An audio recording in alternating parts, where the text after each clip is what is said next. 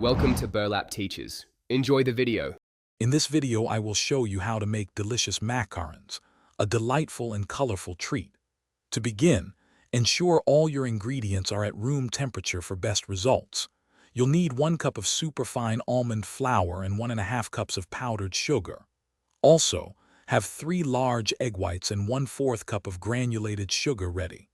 Having your equipment, like a stand mixer and piping bags, organized will make the process smoother. The meringue is the heart of your macarons. First, sift your almond flour and powdered sugar into a bowl, whisking them well.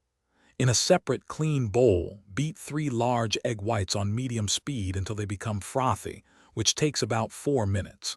Slowly add the granulated sugar, continuing to beat for another 4 minutes until you achieve stiff, shiny peaks.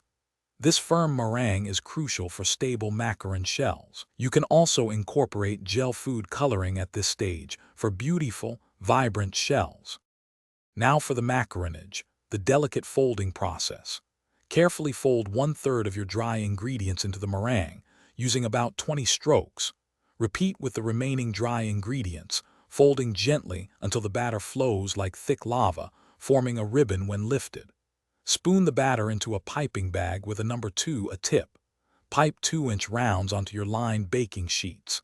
Tap the sheets firmly on the counter 2 or 3 times to release any air bubbles. Let the piped shells rest at room temperature for 30 to 60 minutes until a skin forms.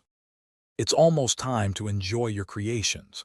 Preheat your oven to 300 degrees Fahrenheit.